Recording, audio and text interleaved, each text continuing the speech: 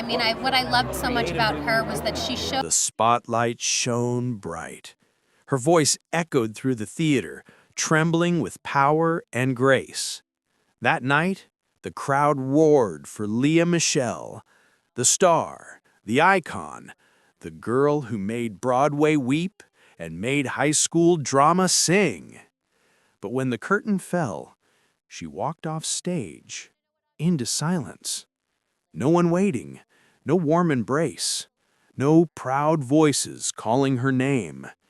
It's a strange kind of loneliness, to be applauded by thousands and yet feel unseen by the two people who once clutched her tiny hands through the streets of the Bronx. Who were they? Where did they go? Lea Michele's parents, once the backbone of her childhood, now barely a whisper behind her fame.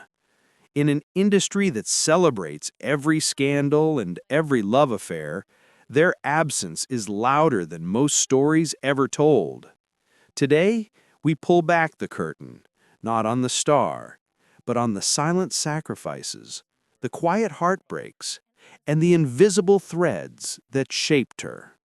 This is the story of Lea Michele's parents, and the love that may have never left, even when it disappeared from view. Long before she became a symbol of ambition and resilience, Lea Michele Sarfati was simply a little girl from the Bronx, with wide eyes, a clear voice, and a dream too large for the narrow sidewalks of New York City. Born on August 29, 1886, to a family rooted in two distinct worlds, her mother, Edith Thomasina, an Italian-American Catholic nurse, her father, Mark David Sarfati, a Sephardic Jew with roots in Greece and Turkey, Lea grew up learning how to blend contrasts.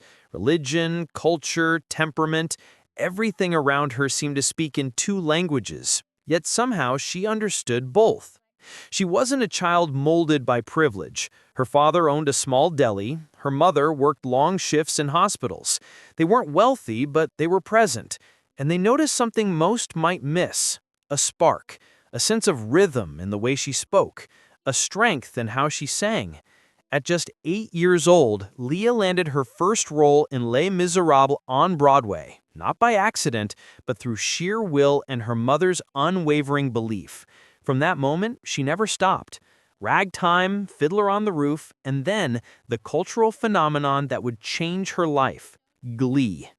As Rachel Berry, she wasn't just a character, she was the living embodiment of every girl who dared to be different, who didn't fit in, who turned pain into power. And for millions watching, Lea wasn't acting, she was reliving. Glee catapulted her to fame, earning Emmy and Golden Globe nominations and a generation of fans who saw her as more than a performer. They saw her as a survivor. But behind the voice that soared and the confidence that dazzled, there were shadows. She rarely brought her parents to public events. Interviews mentioned them in passing, almost as if they were fading into the background of her bright, relentless spotlight. Unlike many stars who display tearful red carpet moments with their families, Lea kept her bond with her parents quietly tucked away, sacred, perhaps, or strained.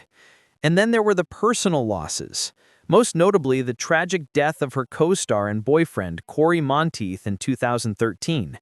In the days that followed, her fans saw her collapse, but they also saw her rise, again and again. So what was holding her up? Many assumed it was inner strength, but strength doesn't appear from nowhere. It is taught, it is shaped, often by the people closest to us. The question is, were Lea Michele's parents still there when she needed them most? Or had time, distance, and fame rewritten the script? Because every star has a story, but behind every story are the ones who wrote the first lines and maybe disappeared before the final act. He wasn't famous. He never wanted to be. Mark David Sarfati, born into a Sephardic Jewish family, was the son of immigrants who knew struggle by name. His ancestors came from Greece and Turkey, bringing with them a culture of quiet dignity and fierce family loyalty. In the heart of the Bronx, he grew up not with dreams of stardom, but with the kind of resilience that comes from scraping by, from watching your parents sacrifice and learning to do the same. By the time Lea was born, Mark had already built a small life. He ran a modest deli, the kind with handwritten chalkboard menus, the smell of pastrami in the air, and customers who'd been coming in for years. He wasn't a man of extravagance, he was a provider, a protector. He didn't talk much, but he listened. And Lea? She talked enough for both of them. There are no red carpets in a deli, but every time she sang at the dinner table, he'd look up from his paper, not with applause, but with something deeper, silent pride. When Lea turned 8 and begged to audition for Les Miserables, it was Mark who drove her. Early morning, chilly, she was fidgeting in the back seat, practicing lines under her breath. He said little during the ride, only handed her a juice box and whispered, "You've got it. Just be you." He didn't walk her in. That wasn't his style. He sat in the car, waiting. She got the part. And from that day, the roles kept coming. But the deli? It began to fade. Mark closed it down quietly a few years later. The hours didn't match Lea's rehearsal schedule. He took a new path, real estate, something more flexible, something that let him stay close to the girl whose voice now echoed across New York's most prestigious stages. But as her spotlight grew brighter, his shadow grew longer. He stopped attending rehearsals, not because he didn't care, but because he didn't want to interfere. He believed in letting Lea fly without constantly looking back. He thought giving her space was love, and maybe in his own way, it was. Still, Lea felt it, the silence, the absence, the strange feeling of climbing so high, yet not always seeing her father there below, cheering.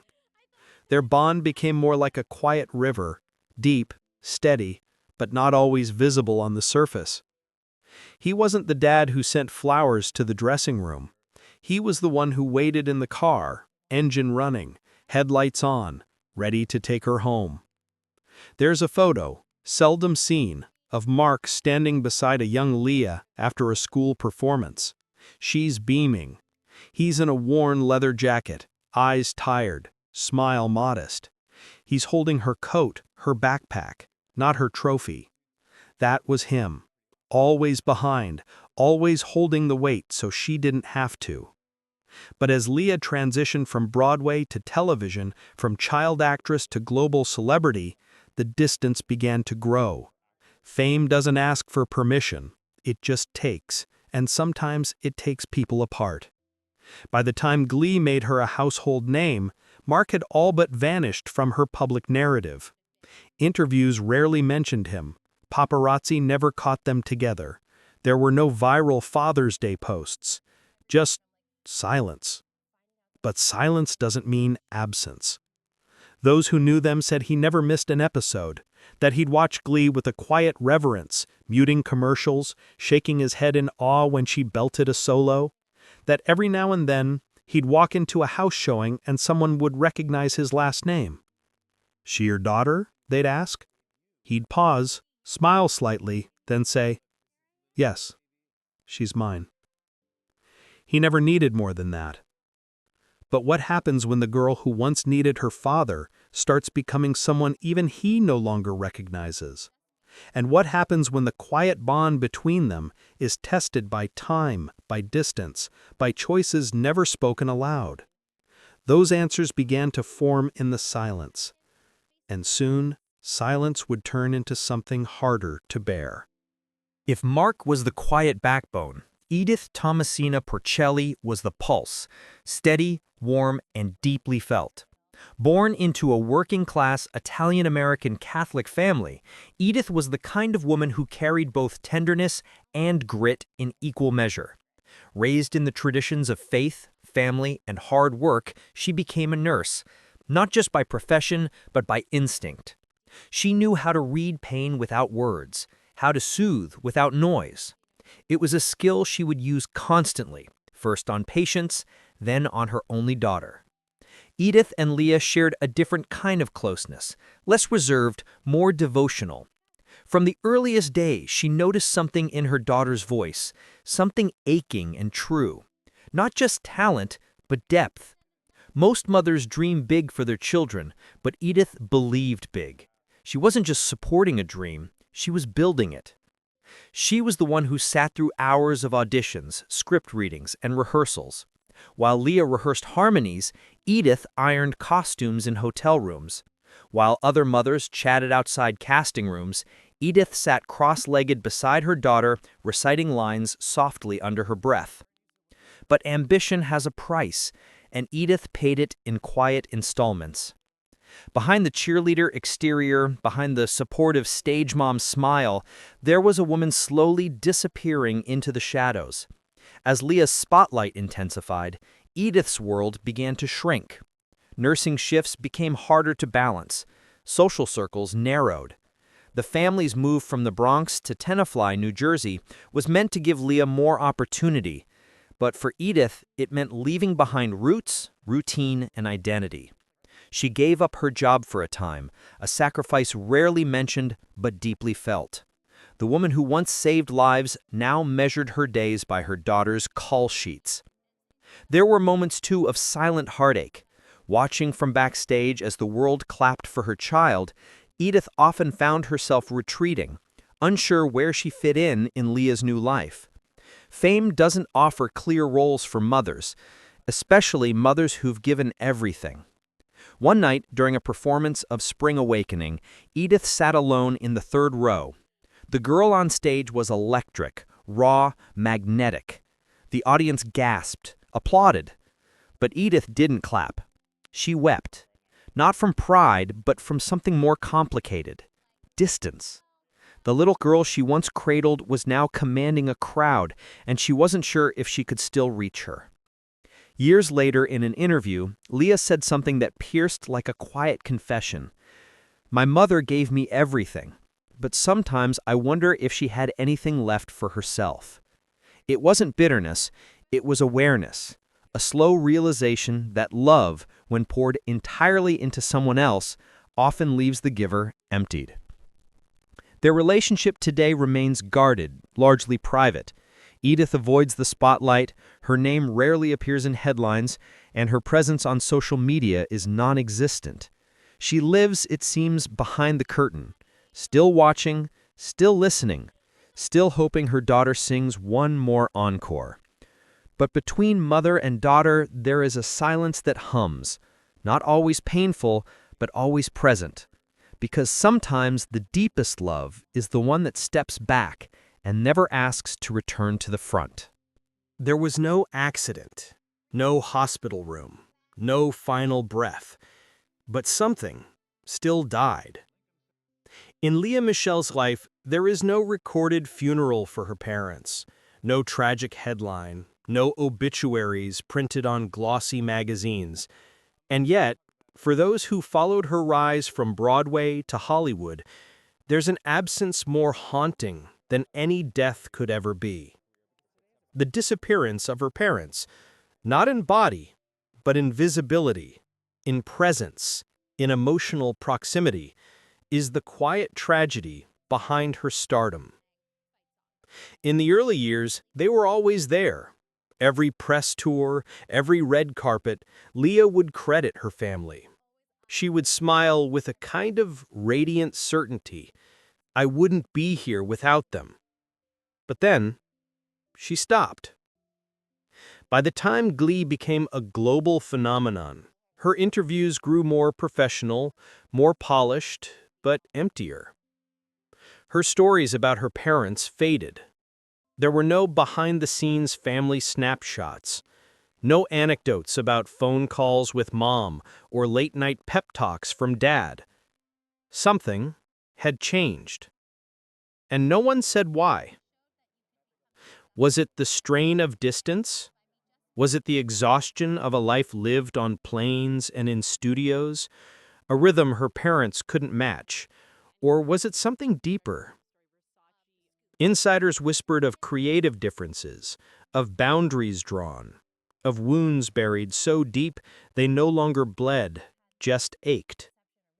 No scandals, no public feuds, just absence. Lea once said in an interview, when asked about her support system, "I have a chosen family now, people who were there when it matters." A subtle phrase, but a powerful one.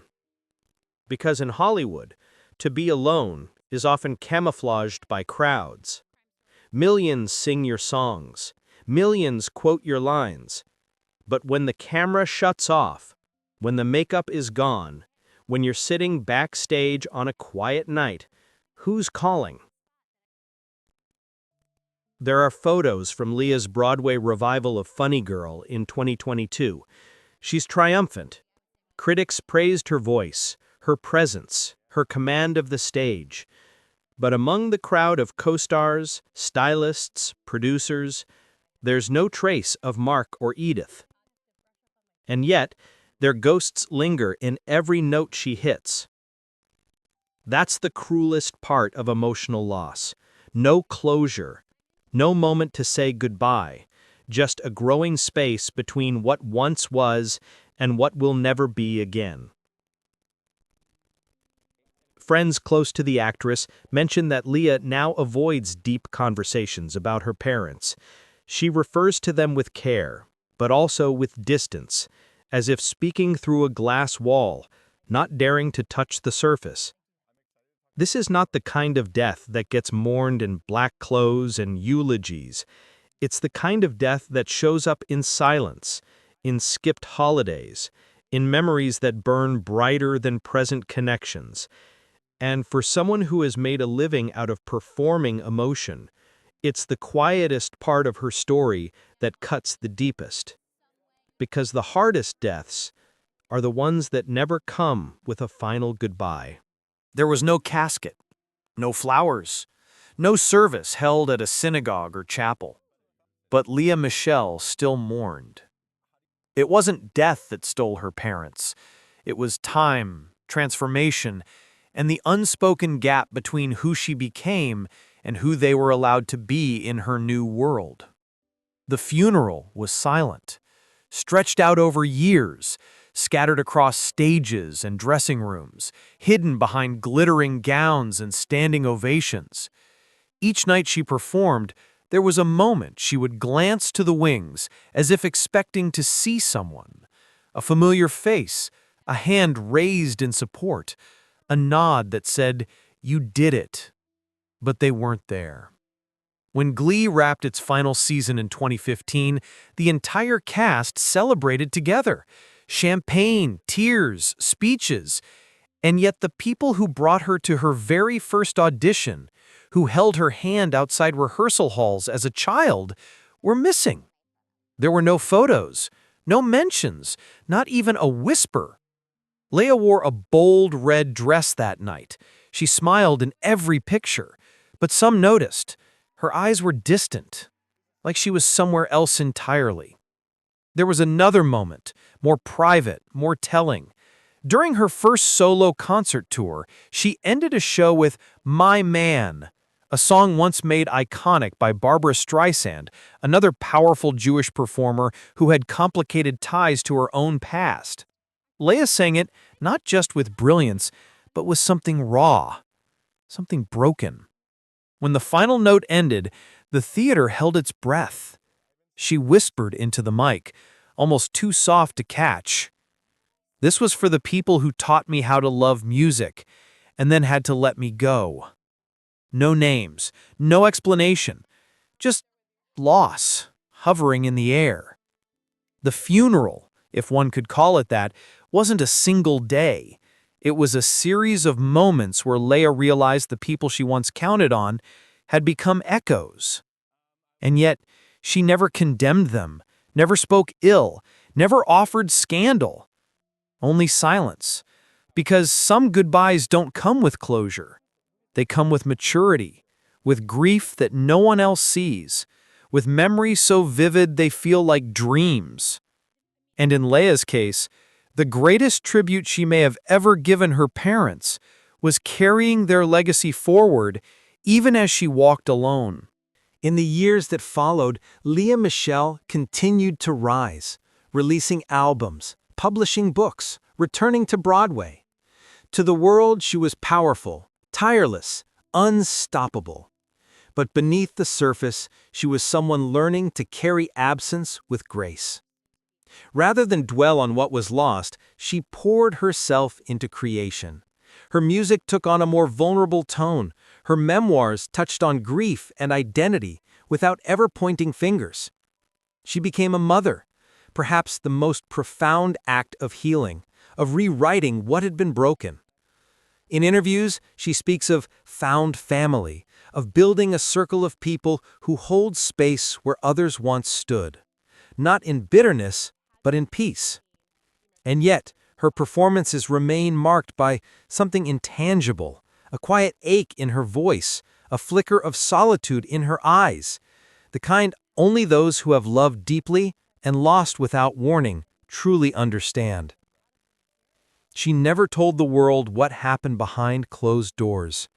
She didn't have to, because sometimes the most powerful stories are the ones left between the lines, written not in headlines, but in silence, resilience, and song.